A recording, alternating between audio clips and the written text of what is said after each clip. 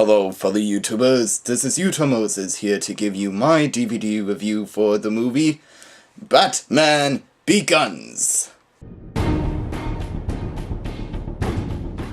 Existing in a new world, Bruce Wayne starts out as a fugitive running from the law in some part of the world where he was recruited by a man named Henry Ducard, part of the League of Shadows, where he teaches him how to fight against crime and bringing justice into their hands, while trying to use their fears against the enemies they fight.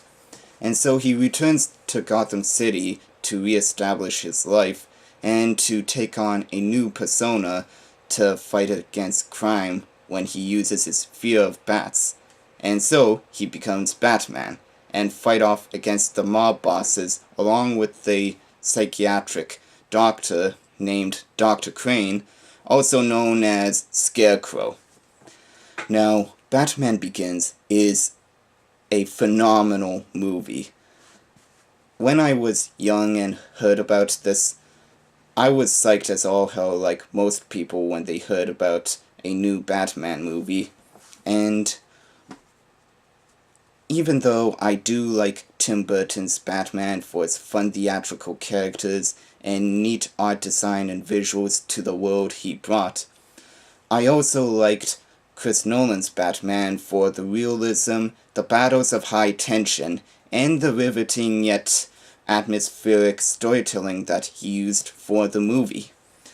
Now, Christian Bale was incredible as Batman, and I don't care what anyone else says about his throat cancer voice being terrible for his character, because here's the thing.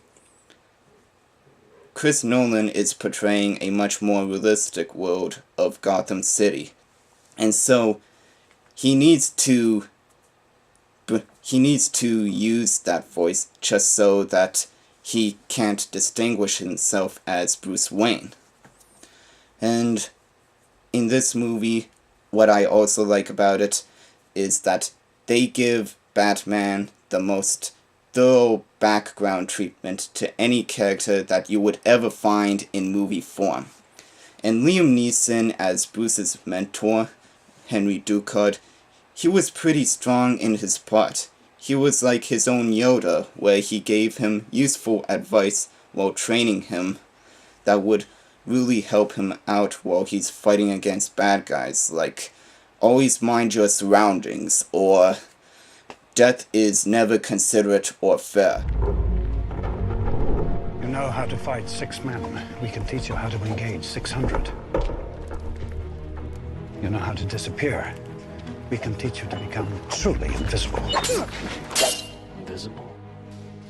Abhi! Ninja understands that invisibility is a matter of patience and agility.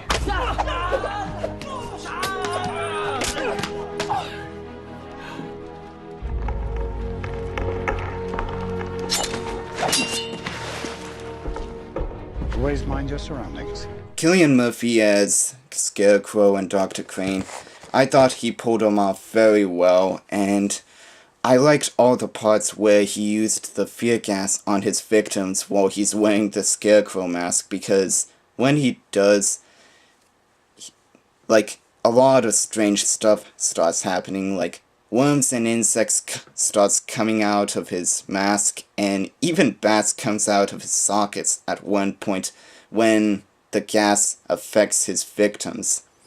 And how he plays out Dr. Crane, I thought he was excessively manipulative, while at the same time, he never goes flat out insane with anyone. But the disappointing part about him in Batman Begins is that he's a secondary villain, and his role in the first movie is probably his highlight for the rest of the series.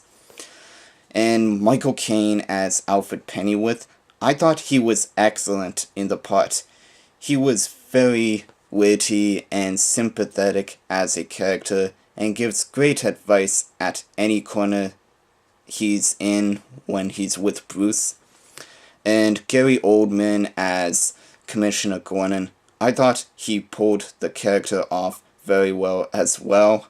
And I just like how he's given a lot more to work with, because Gary Oldman is a great actor and he can pull off any character that he plays. I mean, he played a wigger pimp in True Romance, and even he was brilliant in that part. I know I'm pretty, but I feel like a real jerk for never bringing up Pat Hingle or Michael Goff for playing Commissioner Gordon and Alfred in the other Batman movies from the 90s, because they're committed actors that has done fulfilling jobs playing the characters even when the movies became shitty at the end. So I give them mad props to them. Now, like I vaguely said before, Batman Begins is directed by Christopher Nolan, who, before Batman Begins, has made a short film called Following and Memento, and also Insomnia, which was a remake of the Swedish film from a year ago. So correct me if I'm wrong about that.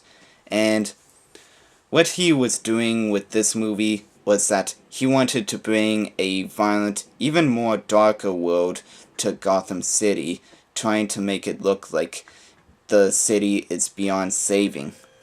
And I just like how he's able to get such awesome performances from all the actors. And people had been saying that these are the best performances of their lives. Even with Morgan Freeman as Lucius Fox, the man that works at Wayne Enterprises that makes all of Bruce Wayne's gadgets. He's always great in any movie that he's in, so I guess a director doesn't really matter if you know what kind of script you're going to work with.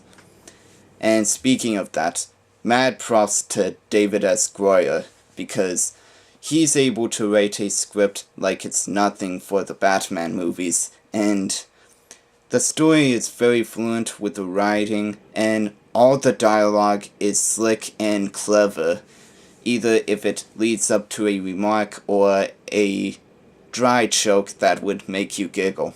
I just like his style of work that he makes with the movie. And the music score by Hans Zimmer and James Howard Newton was incredible, with the exception of the Batman theme, because the Danny Elfman one will always be my favorite, while the rest of the score, it really heightens the emotion for each character in a different scene that's happening in the movie. So overall, Batman Begins is a phenomenal film, like I said before. It's one of those must-see films that you need to check out before you die. Even if you're not a hardcore Batman fan like myself, at least give it a watch, because even people that didn't like Batman before started liking it after they checked out this movie. So, out of 5, I'm going to give it 4.5 out of 5 stars. I was going to give it 4 out of 5 just because of the editing during the fight scenes, and also the fact that they didn't brought back the Batmobile, but rather the Bat Tumbler, which is this tank, basically. But it basically made it up when the chase scene came up later on in the movie. So, on to the special features. This is the 2-disc deluxe edition with holographic screen. So let's see what special features are on here. We have, on disc 1, MTV's Tankman Begins, a very funny spoof if you haven't seen it, and a theatrical trailer, while on the second disc, we have Inner Demons Comic, which is this comic book. Hold on. This comic book that comes with the special edition, and also Shaping Mind and Body, and Observe Christian Bale's transformation of Batman, Saving Gotham City, the development of the miniatures, and just basically the featurette, Genesis of the Batman, a look at the Dark Knight's incarnation, confidential files, and several other stuff that would take forever for me to read. But there are plenty of special features on here, and highly recommend you to check them out. So that's all for my review. Rate, comment, and subscribe, and I'll be back later. Until then, this is Utah Moses, signing out.